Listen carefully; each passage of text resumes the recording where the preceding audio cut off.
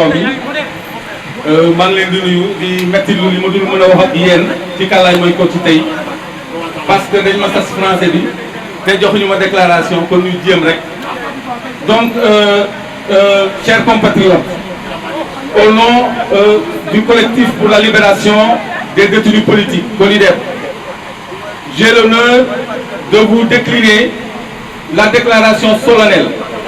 Parce que comme vous le savez, l'objectif de cette rencontre est la conquête d'un droit à la liberté d'expression garanti par la Constitution, droit de la liberté d'opinion garanti par la Constitution. Au nom de ces principes, il n'est pas normal que nos compatriotes soient emprisonnés pour justement avoir exprimé leur opinion. Au moment où, sur les plateaux de télévision, nous entendons des gens proches du régime ou des membres du régime qui menacent de mort, qui accusent d'assassinat, qui font n'importe quelle déclaration vile et répréhensible et qui s'en sortent à bon coup. Alors que nous, de l'opposition, sommes l'objet de tracts pour la plus petite expression de notre opinion. Cet état de fait, il doit cesser. Parce qu'aucune liberté ne s'acquiert. Toutes les libertés se conquièrent. Elles se conquièrent dans la lutte acharnée et sans concession pour l'obtention de nos droits garantis par la Constitution en son article 8 qui dispose que tout citoyen, je le rappelle toujours, peut exprimer son opinion par la plume, la parole et l'image. Et à ce titre, on ne saurait emprisonner des individus pour ces sujets-là. Nous sommes dans un contexte où se déroule une dictature sans nom.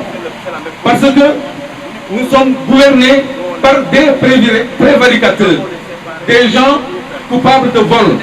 Je cite par exemple l'ex-ministre des Finances Daouda Diallo qui a signé et avalisé une fausse facture sur un montant de 45 milliards. Il a été promu directeur de cabinet.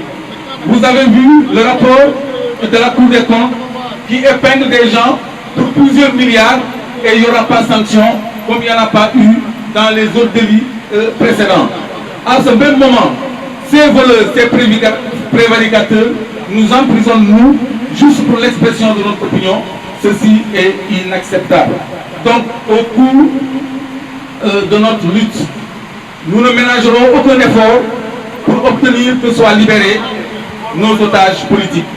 Et à ce titre, la COLIDEP tend de façon solennelle, personnellement la main à tous les députés de l'opposition, toute obédience confondue, à toutes les organisations de l'opposition, toute obédience confondue, pour qu'on élargisse le cadre de cette lutte autour des questions de démocratie et de liberté qui ne sauraient mettre personne en reste, partis politiques et société civile comprises. On a vu honorable Abass Fall, on a vu les honorables députés qui représentent les femmes de Yewwi Askan Wi. On a eu la présence du maire de Grand Dakar. Donc, toutes ces obédiences politiques doivent se retrouver dans un même cadre pour donner à cette lutte une haute allure.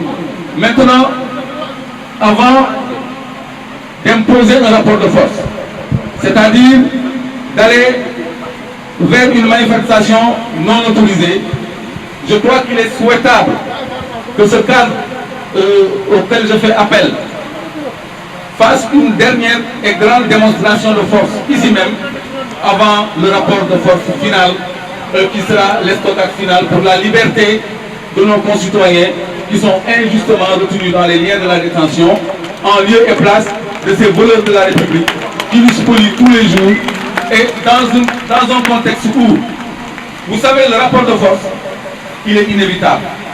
Parce que nous sommes dans un gouvernement qui a pris nos deniers publics pour suréquiper ses forces de l'ordre, pour recruter à tour de bras des éléments dont la légalité peut être remise en cause.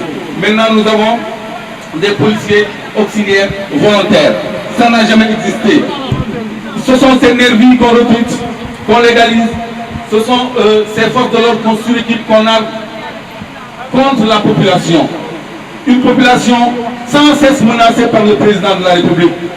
Cette mafia kati nek sen gënaaw ordinateur danañu xam ci kanam et quelque temps après on emprisonne Ousmane Diagne Papito Kara.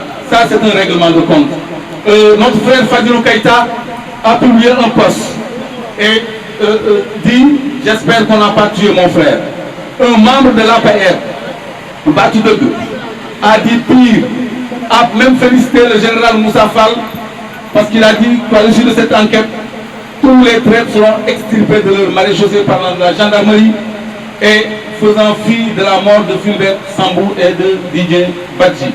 Celui-là, il est en liberté. Vous avez vu Ahmed Sudan Kamara. Plus grave encore, nous avons tous, vous avez tous été menacés de mort par le député Cheikh Seck qui dirait que nous marcherons sur vos cadavres en 2024. Je veux que ce défi soit relevé par tout le monde. Parce qu'il n'est pas normal qu'on menace le peuple de mort. Il a dit qu'il marchera sur nos cadavres en 2024 et qu'ils ne reculeront pas. Avant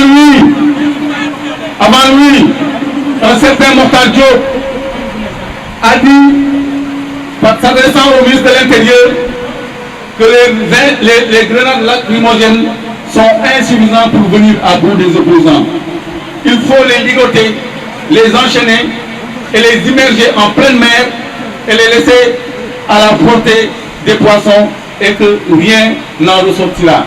Donc ça, c'est également une menace de mort garantie par cette impunité dont il se prévaut en disant que rien ne leur en arrivera, ne leur en coûtera.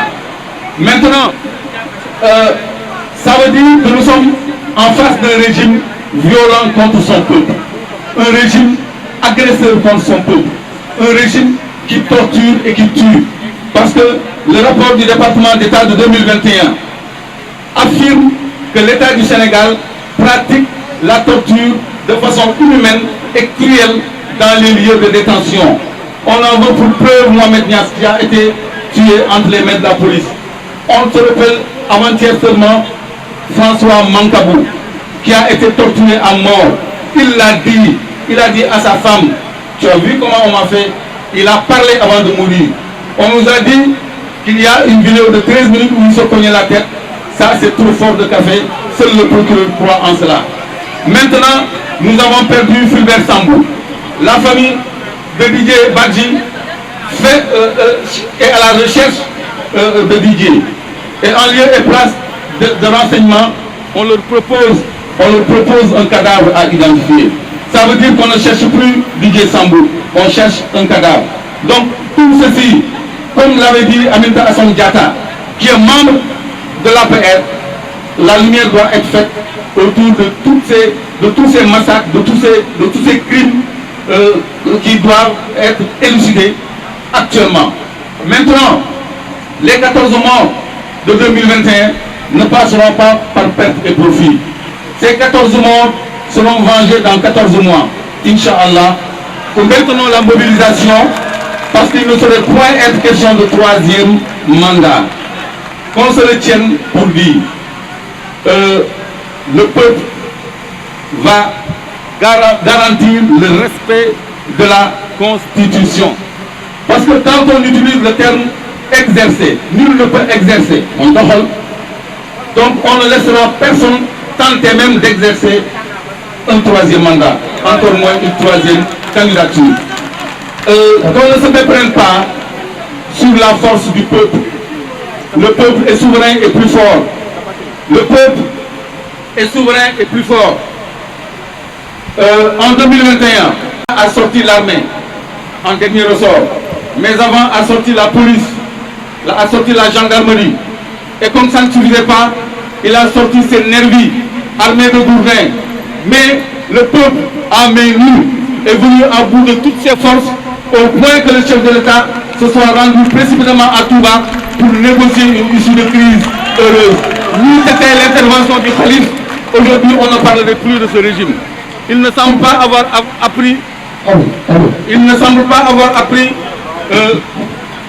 de ces entrefaits qui ne sont pas lointains.